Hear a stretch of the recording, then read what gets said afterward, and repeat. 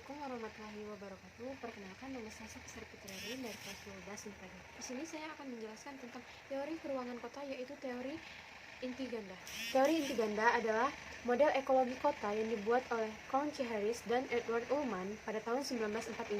Di dalam artikel The Nature Ullman, teori ini dibuat berdasarkan fakta bahwa ada kota-kota modern yang memiliki pusat bisnis, daerah industri, dan pemukiman sendiri. Fakta lainnya yaitu gagasan bahwa orang memiliki pergerakan yang lebih besar karena meningkatnya kepemilikan mobilitas. Peningkatan ini membuat terjadinya spesialisasi pusat-pusat regional, sehingga dapat dikatakan bahwa pembangunan zona-zona tertentu di sebuah kota tidak memiliki urutan yang teratur, seperti halnya pada teori konsentrasi dan sektoral. Teori ini diibaratkan seperti munculnya nukleus atau inti baru yang berfungsi sebagai kutub pertumbuhan, yang kemudian nukleus atau inti ini akan terus berkembang sesuai dengan penggunaan lahan fungsional serta membentuk struktur kota yang mempunyai sel-sel pertumbuhan. Nukleus ini juga dapat berupa perguruan tinggi, pelabuhan, terminal, kompleks industri, dan bandara. Berdasarkan keuntungan ekonomi inilah yang menjadi dasar pertimbangan dalam penggunaan lahan secara mengelompok sehingga terbentuknya nukleus atau inti. Di dalam teori inti ganda terdapat 9 zona sesuai tergambar di samping.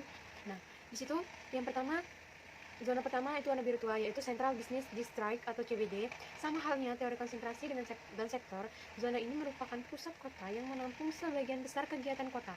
Zona ini berupa pusat fasilitas transportasi yang di dalamnya terdapat distrik spesialisasi pelayanan seperti retailing atau perbankan, teater, dan lain-lainnya. Nah, yang kedua itu berwarna merah, yaitu Wallace like manufacturing.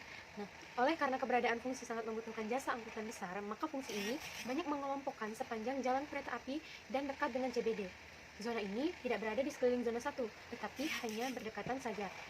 Bagaimana Wholesale like manufacturing, yaitu transportasi yang baik, ruang yang memadai, dekat dengan pasar dan tenaga kerja. Nah, yang ketiga itu warna kuning, yaitu daerah pemukiman kelas rendah. Dalam membangun pemukiman harus memenuhi beberapa persyaratan khusus yang sudah pasti akan menyebabkan persaingan antara golongan berpenghasilan tinggi dengan golongan yang berpenghasilan rendah. Untuk mendapatkan pemukiman yang nyaman,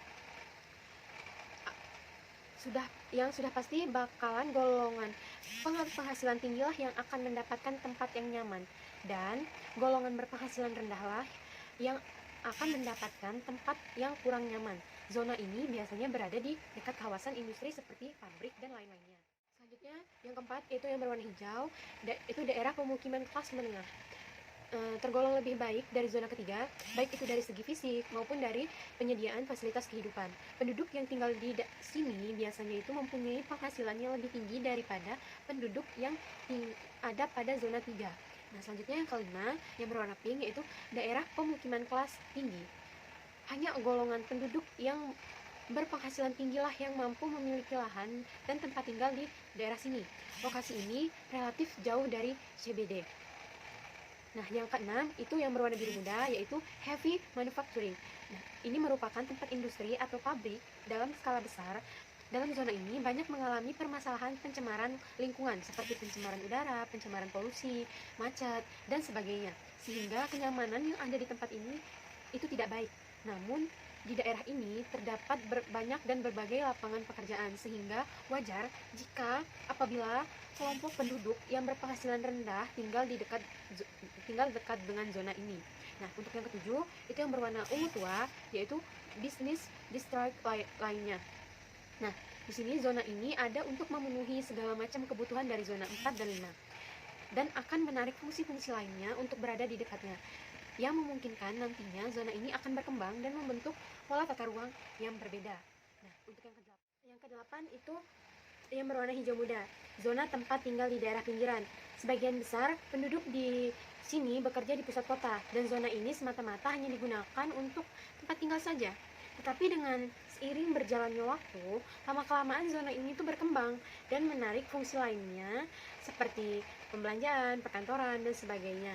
Nah, proses perkembangannya pun akan serupa dengan kota lama. Nah, yang kesembilan itu berwarna abu-abu, yaitu zona industri di daerah pinggiran. Walaupun terletak di daerah pinggiran, tetapi zona ini dijangkau jalur transportasi yang memadai sebagai salah satu pusat nuklei. Pada perkembangan selanjutnya dapat mencerminkan pola-pola keruangannya sendiri dengan proses yang serupa. Baiklah, sekian video yang dapat saya sampaikan. Kurang dan lebihnya saya minta maaf. Saya akhiri. Wassalamualaikum warahmatullahi wabarakatuh.